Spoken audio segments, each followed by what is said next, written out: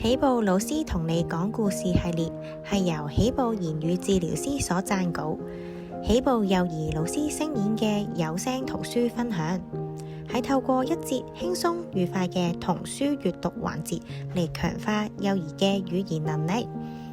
今日分享嘅呢本圖書有3個目標，分別係學習唔同嘅動物名稱，訓練邊個 who 嘅問題理解，以及強化對詞語嘅表達，好似動物加動詞。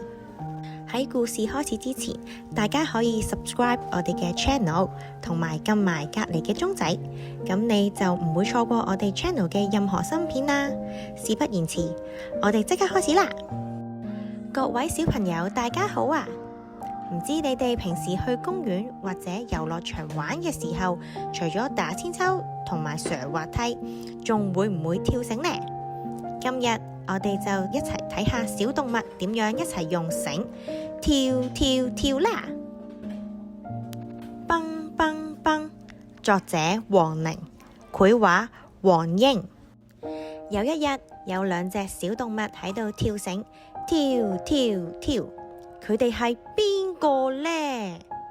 哦，原來係狗狗同埋兔仔啊！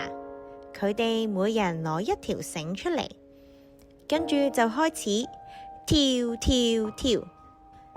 狗狗跳跳跳，兔仔跳跳跳。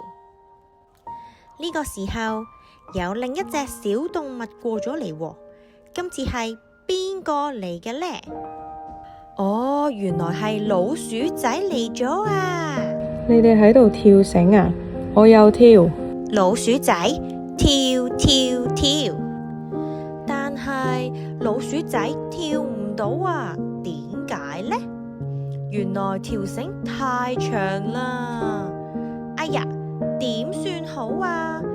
邊個有辦法呢？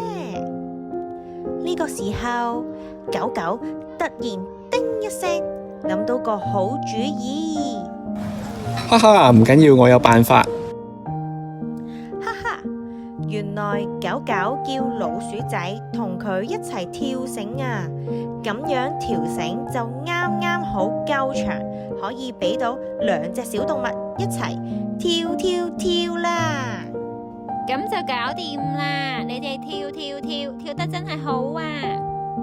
正當狗狗同埋老鼠仔跳跳跳嘅時候，呢個時候又有另一隻小動物嚟咗啦喎。今次又係邊個嚟嘅呢？哦，原來係小熊嚟咗啊！我又想一齊跳跳跳啊，可唔可以一齊玩啊？兔仔、狗狗同埋老鼠仔聽到之後就話：好啊！哎呀，但係小熊跳唔到啊！原來今次條繩太短啦，哎呀，點算好啊？狗狗試下將佢條繩俾小熊，點知狗仔嘅繩都唔夠長啊！到底邊個可以幫到佢啊？呢個時候，兔仔突然話：哈哈，我有辦法！兔仔慢慢將2條繩綁埋一齊，變成一條好長好長嘅繩。